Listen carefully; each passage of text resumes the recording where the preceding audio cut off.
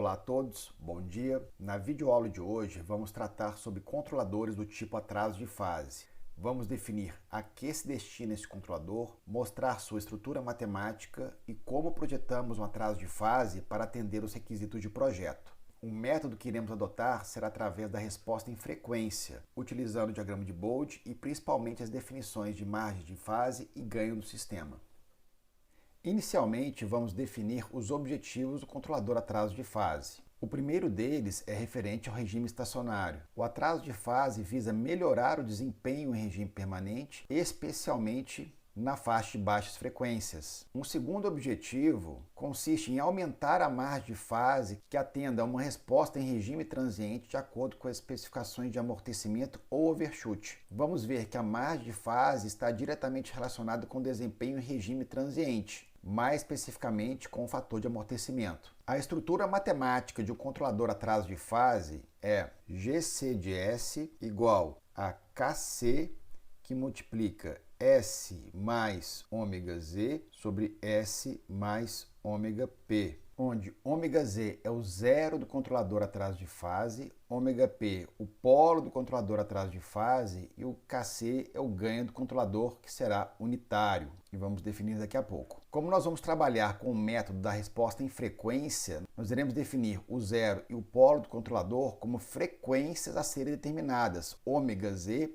e ômega P. É importante dizer que no atraso de fase, o polo não é na origem como no controlador PI. Isso quer dizer que este controlador não aumenta o tipo do sistema, ele não introduz um integrador puro. Com isso, um controlador atraso de fase pode melhorar bem o erro em regime permanente, porém não o elimina por completo justamente por não ter o integrador puro em sua estrutura. Isso é devido ao fato que compensadores atraso de fase se valem da estrutura passiva na montagem física do controlador, ou seja, usam elementos passivos de circuitos elétricos do tipo resistores e capacitores. Dessa forma, são compensadores mais simples e baratos para utilização em comparação com controladores do tipo PI, que necessitam de circuitos ativos e com amplificação de sinal para gerar a compensação ideal com integrador puro em sua modelagem. Para que esse controlador seja um atraso de fase, o ângulo de fase da função de transferência de EC de S deve gerar uma contribuição angular negativa, ou seja, nós temos aqui o ângulo do zero sobre o ângulo do polo. Logo, o ângulo resultante desse compensador é o ângulo do zero menos o ângulo do polo. Então, nós temos que esta subtração ela tem que ser negativa para ser um atraso de fase. Logo, o ângulo do polo tem que ser maior do que o ângulo do zero. Para isso acontecer, se formos analisar no plano complexo, quando acontece do θz ser maior do que o θp, implica dizer que a frequência ômega Z deve ser obrigatoriamente maior do que ômega P. Logo, para o controlador ser um atraso de fase, a frequência ômega Z deve ser maior do que a frequência ômega P para satisfazer a condição angular que atrase a fase do controlador. Outro ponto importante na estrutura matemática de um atraso de fase é que o Kc deve ser ajustado para ter ganho estático unitário. Quer dizer que, para S igual a zero, o ganho deve ser 1. Então, fazendo S igual a zero na expressão acima, nós temos que Kc vezes ômega Z sobre ômega P tem que ser igual a 1. Logo, Kc tem que ser igual a ômega P sobre ômega Z, o que implica em um ganho estático unitário para GC de S. Então, para o procedimento de projeto, nós temos que obter dois valores, ômega Z e ômega P. Para isso, vamos utilizar o diagrama de Bode, os gráficos de magnitude e fase, para projetar o controlador do tipo atraso de fase. Vamos então ver a ideia de projeto do controlador atraso de fase utilizando o método da resposta em frequência. Aqui temos a magnitude em decibéis e aqui a fase em graus e nos dois casos o eixo X, o log da frequência. Vamos inicialmente então traçar o diagrama de Bode para o sistema não compensado. Então aqui em cima nós temos a magnitude em decibéis do sistema não compensado em vermelho e aqui embaixo a fase também em vermelho do sistema não compensado em vermelho. E aqui temos a referência no diagrama de fase em menos 180 graus. Então, para pegar a margem de fase do sistema não compensado, nós localizamos aqui o ponto de 0 decibéis no gráfico de magnitude e projetamos este ponto no gráfico de fase.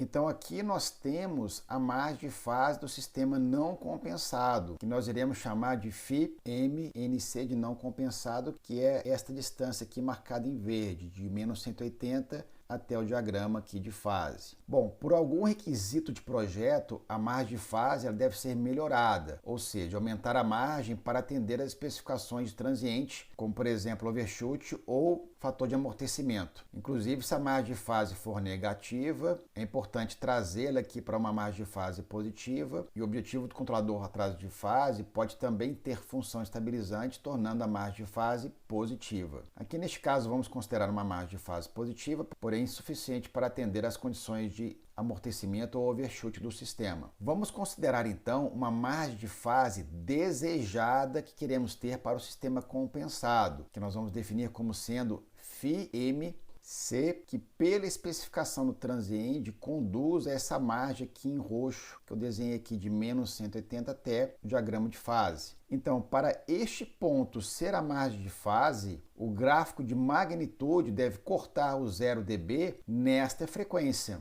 Logo, a magnitude ela deve descer um certo ponto para cruzar antes em 0 decibéis. A esta frequência de cruzamento em 0 dB, nós vamos definir como sendo ômega MF, ou seja, a frequência da margem de fase. Vamos também definir este valor aqui da magnitude em ômega MF do sistema não compensado, GJ ômega MF, a magnitude na frequência da margem de fase desejada. Aqui nós vamos definir este valor como sendo M índice decibéis, que é a magnitude em decibéis, quando o ômega vai ser igual a ômega MF. Então, a magnitude do sistema compensado deve passar aqui em 0 dB, de acordo com essa curva aqui em roxo. Então, para conseguirmos esse desempenho de cortar o gráfico de magnitude, antes aqui, para aumentar a margem de fase, nós precisamos atrasar a fase bem antes de ômega MF. Precisamos, dessa forma, posicionar o ômega do zero, que é o ômega Z, antes de ômega F. E como o ômega Z é maior do que o ômega P, posicionar o ômega P antes ainda de ômega Z. Então, o diagrama de Bode do compensador atraso de fase deve começar em 0 decibéis, pois o ganho é unitário em baixas frequências. Numa aproximação assintótica, a partir de ômega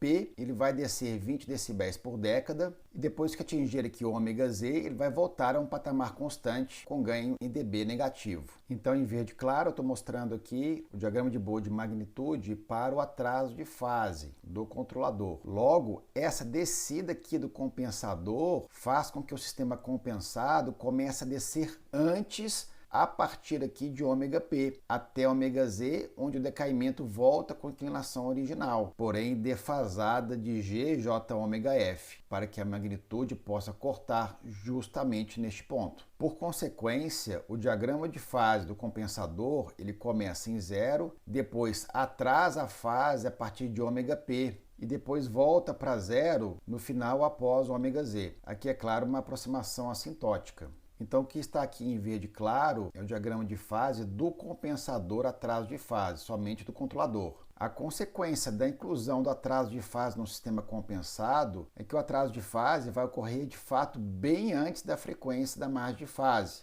gerando este comportamento de decaimento da fase, depois ela volta junto com o sistema não compensado, pois a variação de fase já passou. Ela só contribui efetivamente numa faixa de frequência entre ômega Z e ômega P. Então, em roxo aqui já é o comportamento da fase do sistema compensado, já por efeito do compensador aqui em atraso de fase. Então, qual que é a ideia para o posicionamento de ômega Z e ômega P? Ômega Z nós vamos considerar uma década antes de ômega MF, ou seja, ômega Z vai ser igual a 0,1 ômega MF. E para o cálculo de ômega P, vamos considerar essa defasagem aqui de GJ ômega MF para calcular o seu valor. Vamos pegar ômega Z e dividir pelo módulo para obtenção do valor de ômega P. Então, só lembrando que este valor de M não é em decibéis, aqui nós pegamos em decibéis, aqui nós temos que passar para o valor do módulo de GJ ômega MF. E com isso nós obtemos dois valores do controlador, ômega Z e ômega P. E Kc é obtido para o ganho estático a ser igual a 1, como mostrado aqui no gráfico, ou seja, Kc é igual a ômega P sobre ômega Z. Agora vamos estabelecer a relação entre amortecimento e margem de fase. Isso é importante para gerar especificação e regime transitório em função da margem de fase. Então, se a gente considerar um sistema em malha aberta do tipo G de S igual a ômega n ao quadrado sobre S ao quadrado mais 2qc ômega ns, o que em malha fechada conduz uma função de transferência clássica de segunda ordem. Para calcularmos a frequência da margem de fase, temos que fazer o módulo de GJ igual a 1. Ou seja, essa expressão deve ser igual a 1 quando substituímos ômega mf aqui em S igual a J ômega mf. E resolvendo esta expressão, chegamos na seguinte equação. Ômega mf igual a ômega n, raiz quadrada de menos 2qc ao quadrado, mais raiz quadrada de 1 mais 4qc à quarta. O ângulo de fase nesta frequência vai ser igual a menos 90 graus menos o arco tangente de ômega mf sobre 2qc ômega n. A diferença entre esta equação e menos 180 graus será a margem de fase, que nós vamos chamar aqui de φm. Fazendo essa diferença de menos 180 e desenvolvendo os cálculos, nós vamos chegar na seguinte expressão para φm. Vai ser igual ao arco tangente de 2qc sobre raiz quadrada de menos 2qc ao quadrado mais raiz quadrada de 1 mais 4qc à quarta. Então aqui cabe uma observação importante. Nós vemos que na aproximação de sistema segunda ordem, a margem de fase ela pode ser expressa unicamente em função do amortecimento. Isso implica dizer que, dada uma especificação em regime transitório, dependendo do overshoot ou do amortecimento desejado, podemos calcular uma aproximação de uma segunda ordem, a margem de fase desejada para o sistema em malha fechada. Essa equação, então, gera o seguinte comportamento em função de que aqui temos a margem de fase em função do fator de amortecimento. A margem de fase em graus é que o fator de amortecimento de 0 até 3. Podemos ver aqui uma relação linear no começo e depois aqui tem uma região não linear. Neste primeiro trecho linear, nós temos uma relação com o fator de amortecimento até 0,6 aproximada de φm igual a 100 vezes o fator de amortecimento, para valores de fator de amortecimento entre 0 e 0,6. Então aqui o ângulo está em graus. Essa simplificação ajuda no cálculo da margem de fase quando o amortecimento é relativamente pequeno, mais precisamente menor do que 0,6. Agora uma última observação sobre a margem de fase. Quando nós calculamos φm desejado em função de amortecimento em conformidade com essa expressão, ou essa expressão aproximada para que se menor do que 0,6,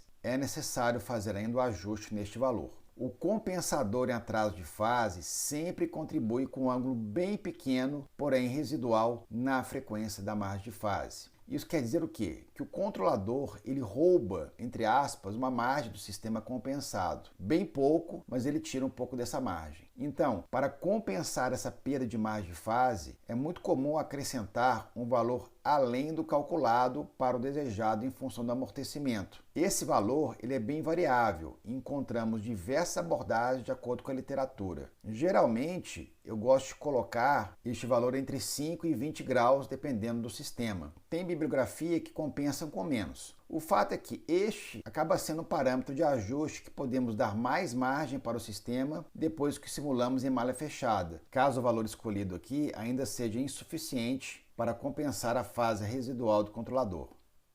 Vamos agora então estipular a metodologia para o procedimento de projeto de um controlador atraso de fase. A primeira coisa que devemos fazer é ajustar o ganho K do sistema para atender às especificações em regime estacionário. Para uma entrada integral unitário, temos que o erro em regime permanente é igual a 1 sobre 1 mais Kp, onde Kp é o limite de G de S quando S tende para zero. Para uma rampa unitária, nós temos que o erro em regime permanente é igual a 1 sobre Kv, onde Kv é o limite de S e G de S quando S tende para zero. E para uma parábola, o erro vai ser igual a 1 sobre Ka, onde Ka é o limite de S ao quadrado G de S quando S tende para zero. O segundo ponto consiste em traçar o diagrama de Bode do sistema não compensado com o valor do ganho K obtido no item anterior. Assim, nós podemos ver como o sistema vai se comportar sem a presença do controlador em atraso de fase. O terceiro ponto vai ser calcular a margem de fase necessária para atender ao amortecimento desejado de acordo com a equação que acabamos de ver. Importante salientar que devemos adicionar entre 5 a 20 graus para compensar a fase residual introduzida pelo compensador na frequência da margem de fase. Dessa forma, a margem de fase requerida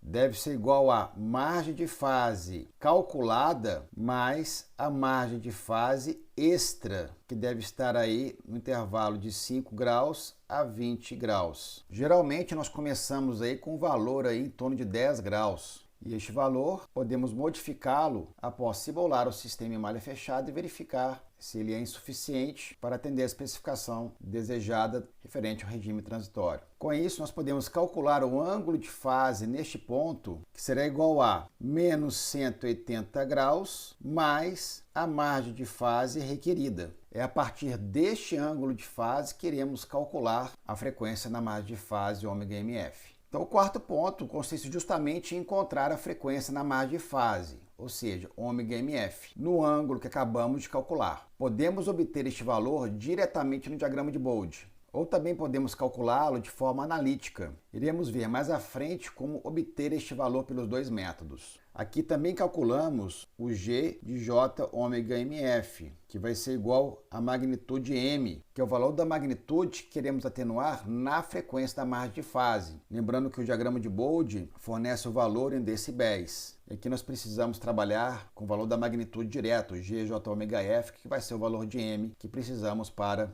calcular o ômega P do controlador. O quinto passo consiste em calcular ômega Z e ômega P. Ômega Z deve ser posicionado uma década antes de ômega MF, ou seja, ômega Z é igual a 0,1 ômega MF, e ômega P deve ser posicionado antes de ômega Z, e isso é obtido dividindo ômega Z pelo módulo de atenuação M calculado no passo anterior. Com esses dois valores obtidos, nós podemos passar para o sexto e último passo, que consiste em calcular o ganho Kc, que é igual à razão entre o ômega P e o ômega Z. E assim chegamos na expressão final do compensador atraso de fase, GC de S igual a Kc, que multiplica S mais ômega Z sobre S mais ômega P. Vamos agora fazer um exemplo numérico para projetar um controlador atraso de fase, passando por cada uma dessas etapas que acabamos de ver. Neste exemplo, vamos projetar um controlador atraso de fase para o sistema G de S igual a K, que multiplica S mais 10, S mais 11, sobre S, S mais 3, S mais 6, S mais 9, com realimentação unitária. O objetivo do controlador é atender a duas especificações. A primeira é referente ao regime estacionário, obter constante de erro estático de velocidade igual a 1000, ou seja, KV igual a 1000. O segundo objetivo é obter um overshoot de 15% para uma resposta ao degrau unitário. Vamos então passar por cada uma das etapas de projeto para a sintonia de um controlador atraso de fase. Então, o primeiro passo consiste em calcular o ganho K para atender a especificação em regime estacionário. Nós vimos que KV tem que ser igual a 1000. Logo, o limite de S, G de S, quando S tende para zero, tem que ser igual a 1000. Isso implica dizer que K, que multiplica 10, que multiplica 11, sobre 3 vezes 6 vezes 9, tem que ser igual a 1000. Procedendo com essas contas, chegamos ao valor de K igual a 1472,72.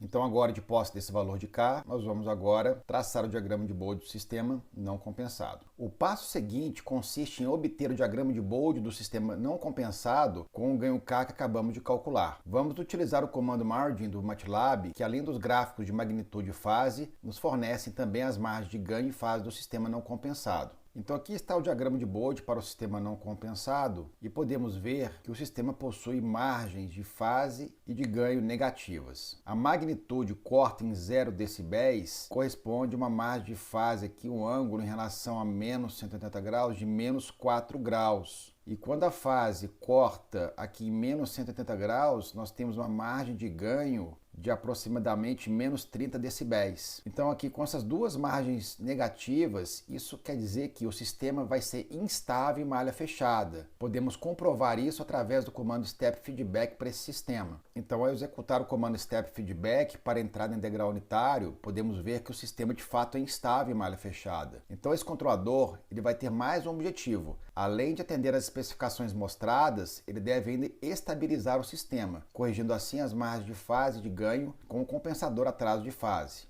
O terceiro passo será o cálculo da margem de fase requerida para o sistema compensado. Primeiro, temos que fazer a relação entre overshoot e amortecimento. A relação entre as duas grandezas é Xi igual a menos logaritmo neperiano do overshoot sobre raiz quadrada de π ao quadrado mais ln do overshoot ao quadrado. Sabendo que na especificação desejada nós queremos o overshoot 15% ou 0,15. Procedendo a esses cálculos, nós obtemos o valor de Xi igual a 0,5169. O cálculo exato pela fórmula que acabamos de ver, com φm dependente aqui somente do fator de amortecimento, na equação não linear, o resultado dessa expressão vai dar uma margem de fase calculada igual a 53,17 graus. A aproximação linear, que é igual a 100 vezes o amortecimento para Xi inferior a 0,6, vai dar o resultado de 51,67 graus. Então aqui a gente vê que é uma diferença bem pequena entre os dois valores. Como aqui nós já temos o valor exato, vamos escolher este aqui, 53,17 graus. Então esse aqui é o valor calculado. Precisamos adicionar a margem extra para compensar a fase do compensador na frequência da margem de fase, o valor residual. Logo, a margem de fase requerida é a margem de fase calculada mais a margem de fase extra, que aqui iremos considerar 10 graus. E a margem de fase calculada é 53,17, que vai resultar numa margem de fase requerida de 63,17 graus. Com este valor, nós podemos calcular o ângulo de fase correspondente a essa margem de fase, que vai ser igual a menos 180 graus mais a margem de 63,17 graus, totalizando um ângulo de fase igual a menos 116,82 graus. Então, de posse deste ângulo, nós devemos procurar este valor no diagrama de Bode para encontrar a frequência na margem de fase. Este vai ser o próximo passo. Neste quarto passo, devemos encontrar a frequência da margem de fase, ômega-mf, e a magnitude a ser atenuada nesta frequência, GJ ômega de mf, tem que ser igual à magnitude m a ser atenuada. Então agora vamos voltar ao diagrama de Bode que traçamos agora há pouco. Então aqui vamos procurar o ângulo que acabamos de calcular, menos 116,82 graus. Então aqui eu dei um zoom no diagrama de fase. Neste ponto, a margem de fase deve ocorrer com 63,17 graus, que é a diferença para menos 180 graus. Então vamos olhar esta frequência onde ocorre menos 116,82 graus, aqui aproximado aqui para menos 116 graus. Então com isso a gente obtém ômega mf, que vai ser igual a 1,15 radianos por segundo, que é a frequência onde a margem de fase deve ocorrer. Agora vamos projetar esta frequência da margem de fase no diagrama de magnitude. Então repare que este ponto ele deve descer até cortar o eixo em 0 decibéis para caracterizar a margem de fase do sistema compensado. Logo, este ponto aqui é a magnitude a ser atenuada, que vai ser G de J ômega mf, igual a 58 decibéis. Isso vai ser o que nós definimos como M em decibéis. Porém, temos que passar para o valor da magnitude em módulo. Então, para achar o valor em módulo, nós precisamos fazer a seguinte expressão: 20 log de m igual a 58, chegando ao valor de m aproximadamente igual a 800. Uma segunda solução é obter esses valores de forma analítica. Para ômega igual a ômega mf, a fase deve ser igual a menos 116,82 graus. Logo, ela deve satisfazer a condição angular de acordo com a expressão. Então, aqui nessa expressão, nós pegamos o ângulo do numerador sobre o ângulo do denominador. Isso aqui tem que ser igual a menos 116,82 graus. Entretanto, a solução desta equação não é tão simples assim, pois tem os termos em arco tangente no numerador e denominador. Mas podemos tirar a prova deste valor. Nós vimos que o ômega mf foi igual a 1,15 radianos por segundo. Se nós substituirmos este valor aqui e calcularmos o ângulo, nós iremos obter aqui o ângulo de fase exatamente igual ao que está aqui, menos 116,82 graus. Já para a magnitude, a ideia é a mesma, mas aqui já é mais simples, pois temos o valor de ômega mf MF já calculado. Então é substituir diretamente a frequência igual a 1.15 e calcular o módulo de acordo com essa expressão para ômega MF igual a 1.15 radianos por segundo. E aqui o K, o valor que nós encontramos anteriormente. Procedendo com esses cálculos, chegamos ao valor da magnitude,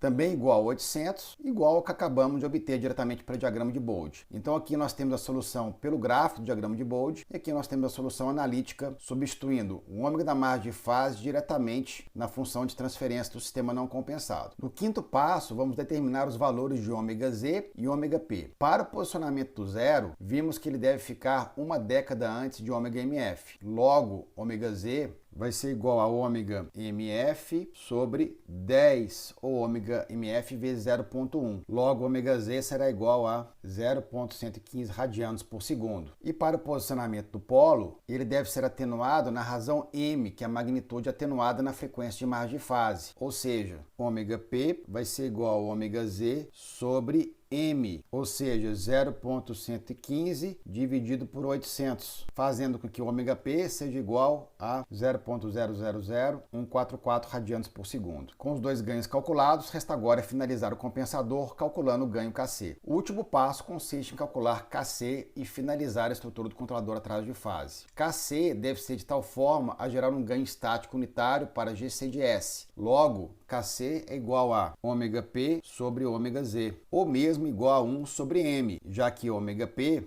é ômega Z sobre M. Fazendo este cálculo, chegamos ao valor de Kc igual a 0.0013. Com isso, chegamos na estrutura final do controlador atraso de fase. Gc de S é igual a 0.003, que multiplica S mais 0.115 sobre S mais 0.0001444. Com o controlador pronto, vamos agora plotar o diagrama de Bode do sistema compensado para ver como estão as margens de fase e de ganho com o controlador atraso de fase. Então aqui temos as margens de fase e de ganho do sistema compensado. Temos a margem de ganho aqui de aproximadamente 28 decibéis e a margem de fase 57,6 graus na frequência da margem de fase de 1.15 radianos por segundo, conforme a gente tinha obtido anteriormente. Lembrando que a margem de fase requerida foi de 53,17 graus. E com a adição dos 10 graus, influenciou de forma positiva, pois a margem total ficou acima da requerida, o que é um indicador muito bom. Podemos ver o atraso de fase aqui neste trecho do sistema, entre ômega do polo e ômega do zero, bem antes da frequência da margem de fase aqui 1.15 radianos por segundo.